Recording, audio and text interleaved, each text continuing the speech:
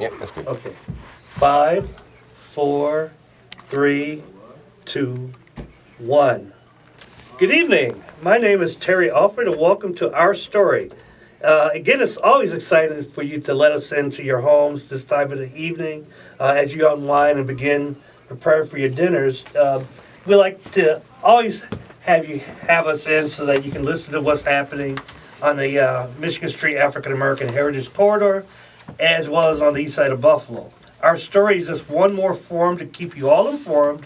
Again, Our Story will air at this time every Thursday evening right here on Waffle Radio Power 96.5 FM.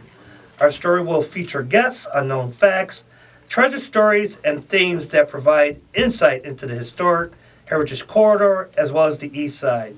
So we always ask that you join us and learn about the latest happenings in the corridor and meet some of the proud and resilient men and women living or conducting business within and around our historic neighborhoods on the east side.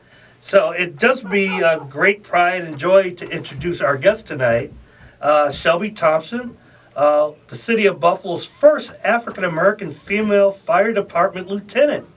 She was promoted to this rank in 2019. So welcome, Lieutenant. It's good to have you here. Thank you for having me. I appreciate it. So as we always do here on the show, we always, before we ask any questions, we give you like a little forum to talk about yourself real quick, like something brief, something you might want to share with the listening audience that they may not know about you. A little bit about me, single mother of 4. Unfortunately, my oldest passed away in 2017. Right. But I was a single mother when I joined the fire department, Buffalo Fire Department. And as of this month, I have 24 years on the department. 24 years. 24 That's years. great. It went by fast, but it seems like it didn't go by fast enough. I got promoted, as you said, as lieutenant on Valentine's Day, 2019. So that was a sweet Valentine's Day present.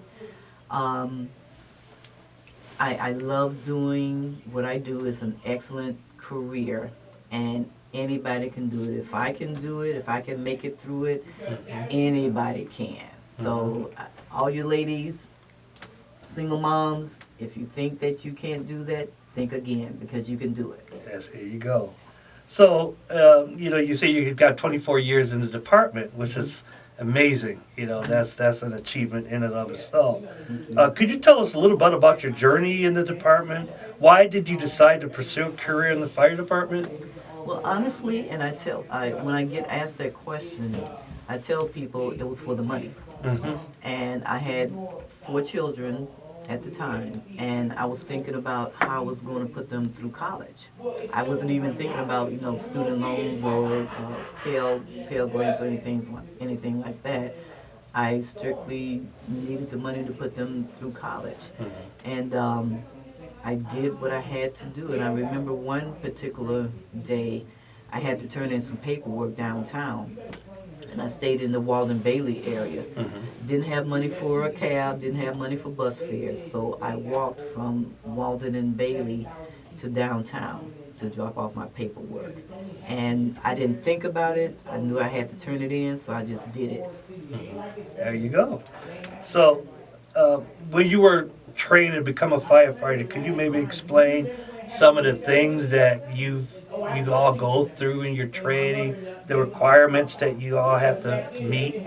Well, you have to be in some good physical condition, because even back then, 23 years ago, when I was going through the academy, we did physical training, and we were taught how to be a firefighter.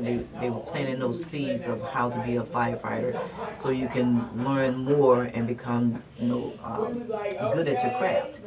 I remember one day I was standing at attention, because it's a paramilitary type situation, and I remember standing there at attention, tears in my eyes, and saying, I can't do this, oh my God, I can't do this.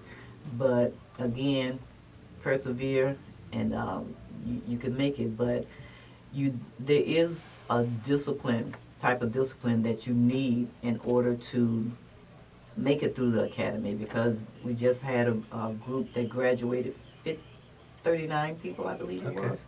We just graduated last month. Or was it? They recently graduated. And watching them go through the physical training, they ran like a mile and a half every day. They did push-ups, did PT, did fire operations training, ladder operation training, and watching them go through that, and is much more intense now than it was back then. So I was happy to see that they followed through with it, and they stuck to their guns and graduated. Hmm. It's tough. It's really, really tough. Yeah, it looks like I've known firemen and firewomen in the past. I still Yeah. know a bunch of them, Yeah. and they talk about the challenges of the training.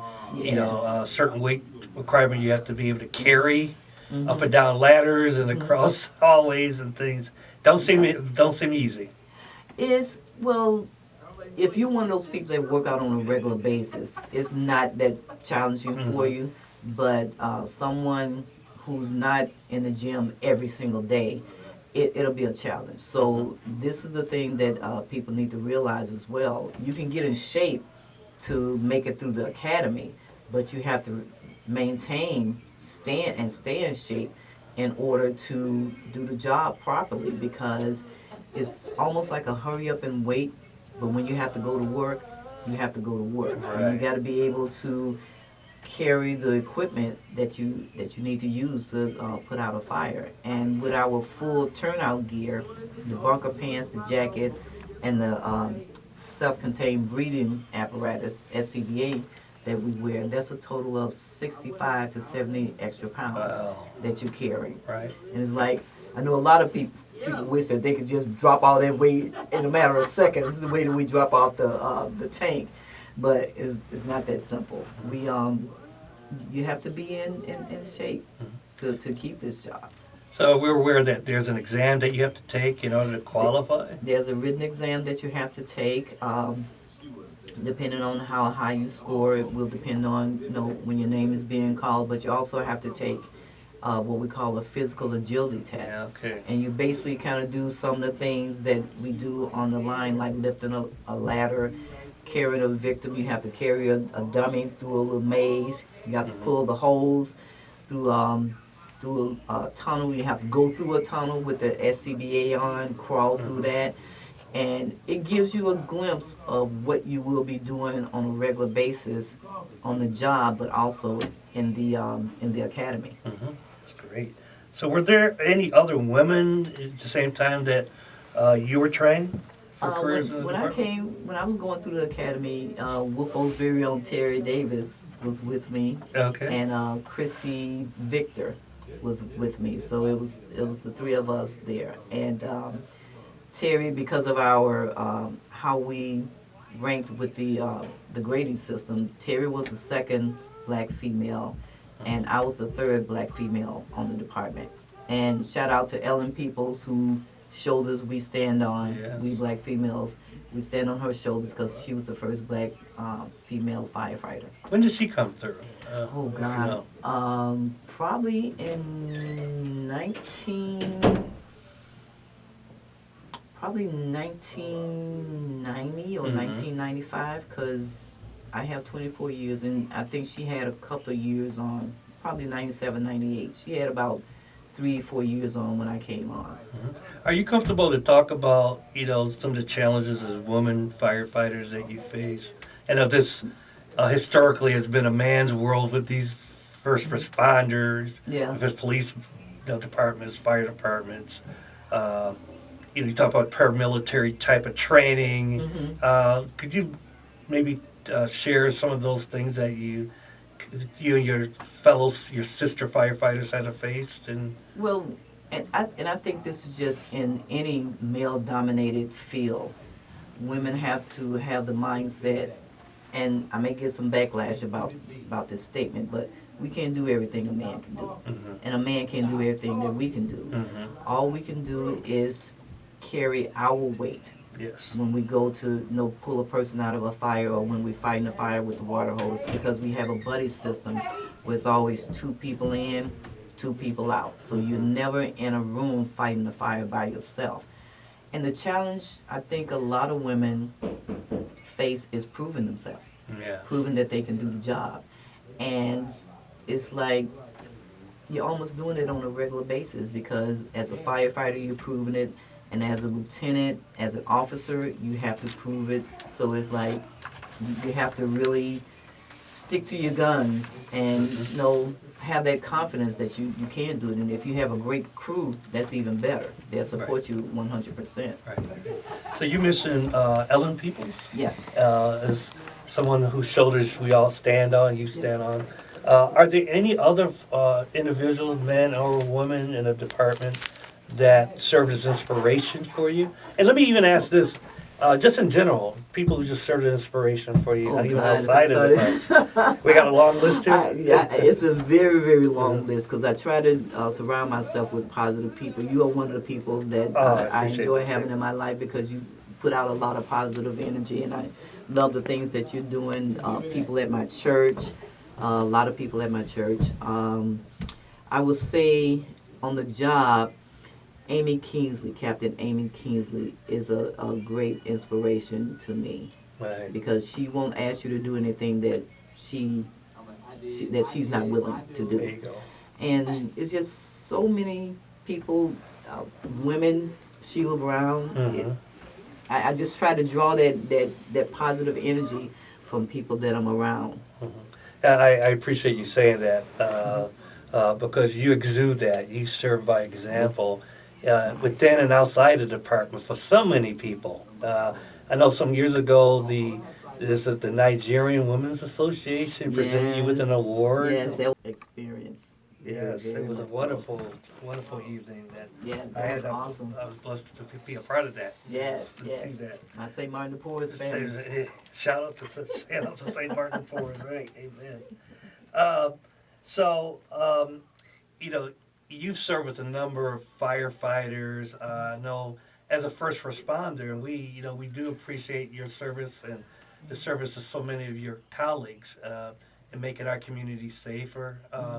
As they say, first responders, you tend to run towards, disaster and chaos, not away like most of us do. Yeah. So it takes a worthy person to be able to do that. That's beyond training, I think, too. So could you? Good point. Yeah. So there's a number of firefighters that, and I've known that we've lost over the years. I think last year or 2 years ago, more recently, it was a tragic ending of a life on Main Street with one of your firefighters. Yeah, Could you speak to the dangers and that your colleagues face?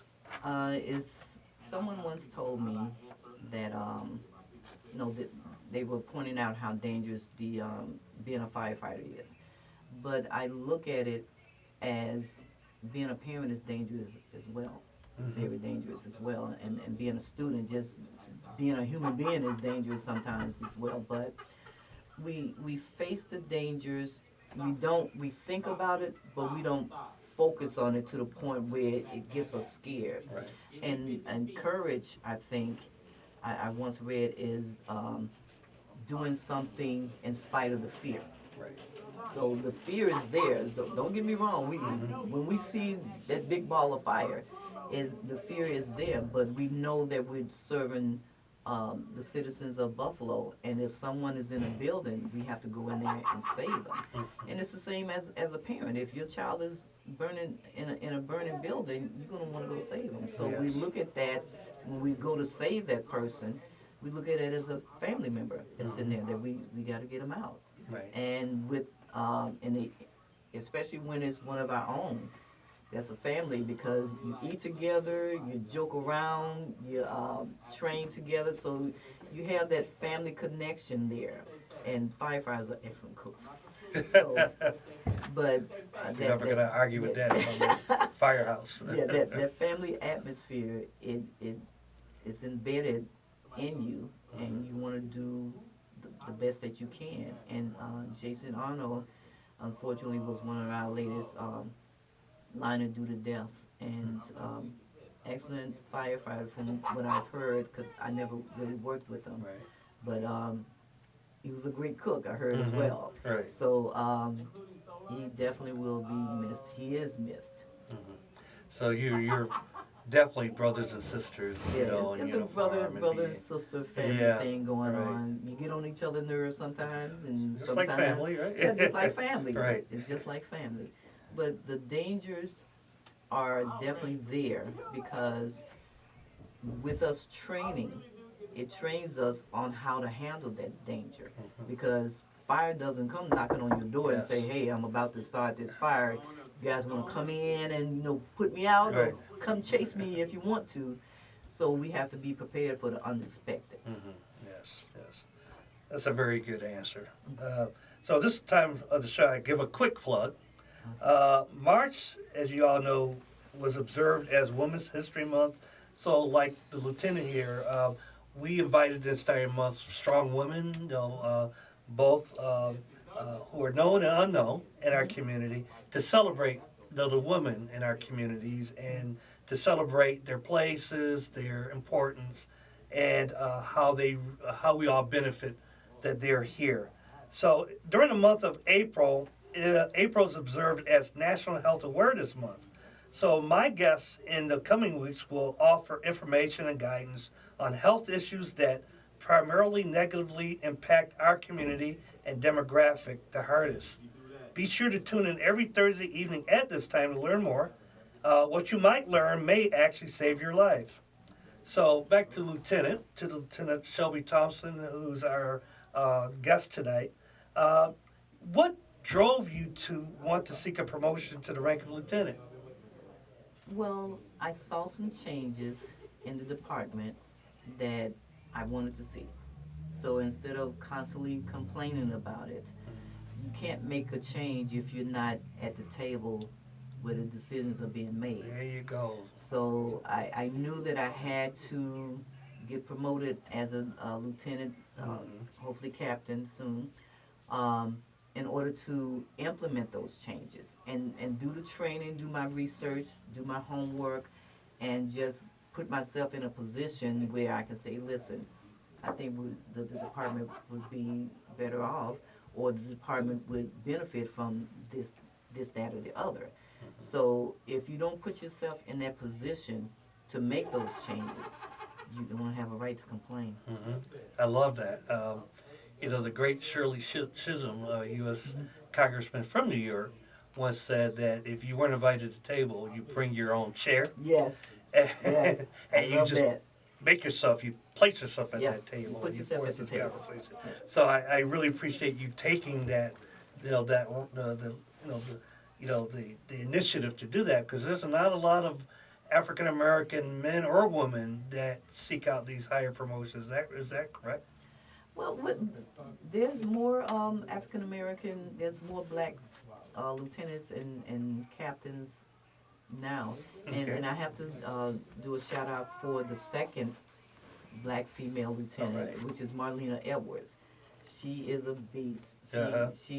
She's one of the best lieutenants now that I know, and I love working with her. And she's also a bodybuilder, so she's doing her thing. Oh, good. She's definitely doing her So thing. we got a second one. We have a second one, yes. So how did it make you feel? Because I know how the community just received you when you achieved the rank of lieutenant. It was a great celebration all across the city, in particular in our communities. How did that make you feel? Humbled. Mm-hmm. Very, very humbled. I remember when I got the call as far as where I was on the list. It was 133 people that took the exam, and I was number 53 or 56. And when I got the call, I just dropped down on my knees and I thanked God. And I said, because I felt as though my oldest son, my deceased son Ralph, was pushing me forward, like, yeah, Ma, you can do this, you can do it. Right. And I was like, baby, this is for you. Yeah. And as a matter of fact, at my promotion ceremony, I had a picture of him with me doing the ceremony. Right. So it was extremely humbling, and it was a little bit of pressure as well. So I didn't focus on that, and it was so amazing. I have to tell this story very, Sure. very quickly, because 2017 was a very trying year for me, but it was like a roller coaster. I had a lot of good things happening, some bad things happening. Mhm. And when I tried to study for the exam, I couldn't focus because I was thinking about my son. Yeah. And when when I got the results, and like I said, I dropped down on my knees and I prayed and I thanked God. But I tell everybody that there was nothing but the grace of God Amen. because I couldn't focus at all. Even with the oral part of the exam, I'm still thinking about my son. So for me to be uh, in that 50% of people passing and then get promoted, I, mm, I couldn't help but to thank God because I didn't do that by myself. I know I didn't do You that see, by myself. that speaks to loss, because and with loss, we rise above that, Hmm. especially knowing that our loved ones will want us to continue Right. to keep it moving, keep your Yeah. eyes on the prize, and I know He's with you every step around. I know you feel Yeah. that spirit. Yeah, I We all do. do. Definitely do. Yeah, we know he was a fine gentleman, fine Yeah. young man. A big so. mama's boy. That's the best place to be. The mama's boy. Are there any other, African American women that you know of across the country that not just achieved ranks of lieutenant, but like captains, commissioner even? I want to say, and I should know her name, but I'm forgetting her name because there's a black female chief, and there's actually the same year I got promoted, a black female got promoted to lieutenant in Pennsylvania, I believe, Mm-hmm. and I lost track of her name. But there are a lot of female black female officers that I look up to, and I try to mimic their behavior and their character, and just to be in that same category of excellence. Mm-hmm. Don't make that mark all the time, but I continue to try to strive for it. One of my proudest moments, I don't want to embarrass you, but maybe a couple of Juneteenths ago, Juneteenth festivals going to parade. I was with my wife, Lori. We were sitting out there in our folding chairs, and I saw you leading the color guard for the fire department, or was some firemen It was and women with you? MOCA, MOCA, that's it. Members of color helping all. Right. Black Firefighters Organization. I think that was the only time that they let me do Yeah. that. Well, you guys look sharp, but It's so awesome. we were like to pointing see and that. waving at you, like, "Hey, that's my sister over I there. know her. We know her." So the entire community embrace your success because our They successes have. are, we share with each other. Yes. We celebrate those things, right? Yes, I agree with that wholeheartedly. Anytime we making strides and being successful is our success. It's Yes. everybody's success, and we should embrace it and not be jealous and hate on Mhm. each other. That's right. And do that. But I love seeing my brothers and sisters succeed. It's an Mhm. awesome thing. hmm So quickly, what advice would you offer any young lady, especially young ladies of color, interested in pursuing careers in like fire department or with first responders in general? Well, as I said earlier, don't sell yourself short because you can do it. And the one thing on the fire service is that if you come in there with low self-esteem or low confidence, you got to build that up. Right. Because if you continue to have that type of mentality, you're not going to be able to do the job. You're not going to be able to put the fire out. You're not going to be able to save someone's time to feel sorry for yourself or focus on the mistake that you made because you got a job to do. Mm-hmm. So staying focused, keeping your eye on the prize, and if you're feeling discouraged, have people surround you that's going to encourage you. And they're going to pull your coattail when you go to give up and you start having that pity party and Right. trying to cry and everything. Okay, you didn't cry. Let's get up and get back to work. Mm-hmm. But having those people that's going to push you and that's going to pray for you. Yes, right. It's definitely going to pray That's for very you. important. And you can do anything that you put your mind to, but you got to put God first. Yeah. Always got to do that. Always got to put Him first and allow Him to guide you in the way that He wants you to do, Mhm. where He wants you to go, because He has a plan for you. You may not know what it is, but if you just be obedient and listen to Him and keep going, He'll reveal it to you. I see lieutenants preaching in here.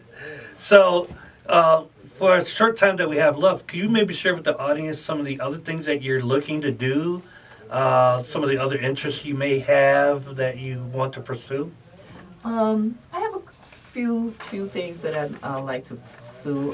One thing, I just spoke with someone from the Red Cross. I'm hoping to do a hands-only CPR Okay. certification in June. We just have to iron out the details and everything, but I would like to see as many people as possible be certified in hands-only CPR.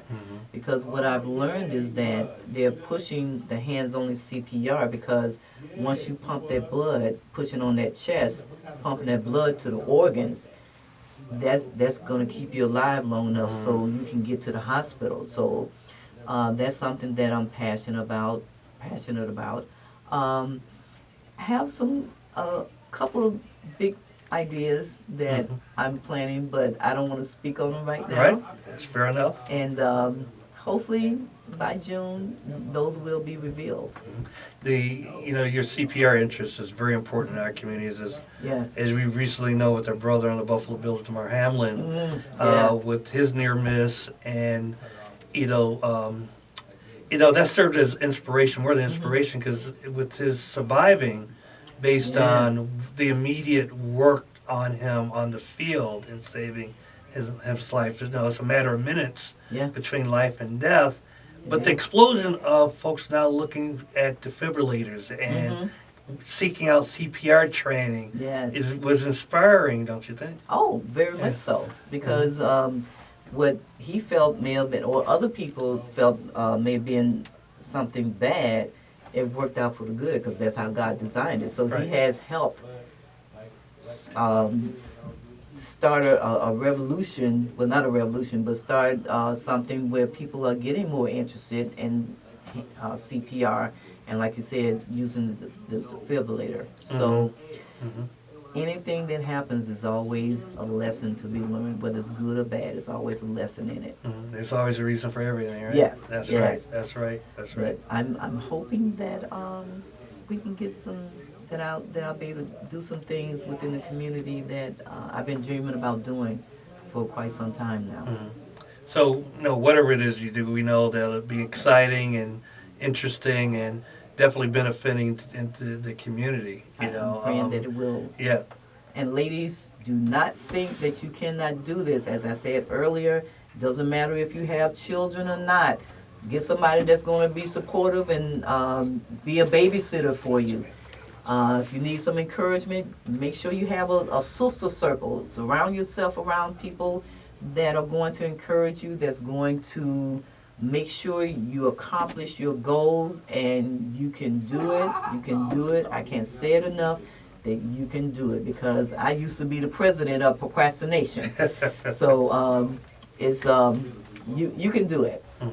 And feel free to contact me or any of the females on the fire service, because I think we have about maybe 30 black females and probably close to 100 females in general. Oh, that's Yeah. interesting. We have a lot Right. now. So More and more you're coming. females. More and more are coming, Yeah, right? More and more. We coming. need you. And this last class, we had 3 females That's that great. graduated. That's So we're getting in there. Continue to serve as inspiration, and Yes. it's vogue to say we stand on the shoulders of somebody that's come before us. So I Yeah. know there's a bus standing on your shoulders. It might be a little heavy. It might be a little heavy. just a little bit. Just a little heavy. But you say you talk to depression, but you are in so many ways so inspirational, and we're so very proud of you. And I'm very happy and proud that you said it ended the month of March for us, Oh, thank celebrating you. History Month. I was I after you for a appreciate while. you. I appreciate you having me. I truly do, and it's very humbling. And can I just say, I also stand on the shoulders of the brothers that Yes, went ma'am. through a lot of stuff in order for that door to be open a little bit wider for me to become a lieutenant. And I'm praying that the things that I'm doing or will do will be able to have that door open a little bit wider for someone else as well. Right. So I have to give my brothers their plug too. Right. Well, that's a good way to end this tonight. So, again, we'd like to thank Lieutenant Shelby Thompson with the City of Buffalo Fire Department for being our guest tonight. She was very well informed, and I've learned a lot more about you that I didn't know. And I'm sure our listening audience enjoyed our conversation tonight. If you would like more information about our Heritage Corridor, please visit us online anytime at michiganstreetbuffalo.org. And by the way, we do record these shows, so if you miss any shows, you can go to our website and listen back and actually watch back previous shows that we've already recorded. You could also call our office at 716-322-1002 for any more information. That's it for us tonight. Have a great evening, and we'll see you next week. Be blessed, everyone. Thank you you. so much.